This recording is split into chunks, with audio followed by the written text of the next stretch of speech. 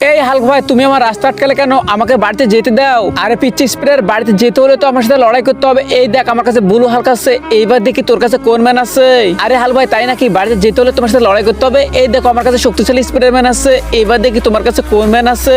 আরে তাই নাকি রে পিচ্চি স্প্রেয়ার? এই দেখ আমার কাছে একটা গ্রিন হাল্ক আছে, এইবার দেখি তোর কাছে কোন ম্যান আছে। আরে হাল্ক ভাই, তোমাকে এখনো বলতেছি আমাকে বাড়িতে যেতে দাও। এই দেখো আমার কাছে একটা কাঁটাওয়ালা স্প্রেয়ার ম্যান আছে, এইবার দেখি তোমার কাছে কোন ম্যান আছে। আরে পিচ্চি স্প্রেয়ার, আমি তো তোকে কোনোভাবে জিততে দেবো না। এই দেখ আমার কাছে রেড হাল্ক আছে, এবার দেখি তোর কাছে কোন ম্যান আছে।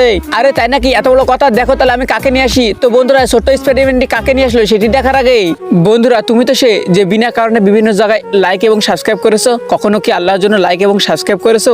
যদি তুমি মন থেকে আল্লাহকে ভালোবেসে থাকো তাহলে অবশ্যই ভিডিওতে লাইক দিয়ে চ্যানেলটি এখনই সাবস্ক্রাইব করো। আর তোমার হাতে সময় থাকলে আল্লাহর নামটি কমেন্ট করে দিও। এই দেখো হাল্ক ভাই, আমি তোমাদের বাবার বাবা স্পাইডারম্যানকে নিয়ে আসছি, এখন তোমরা কি করবা?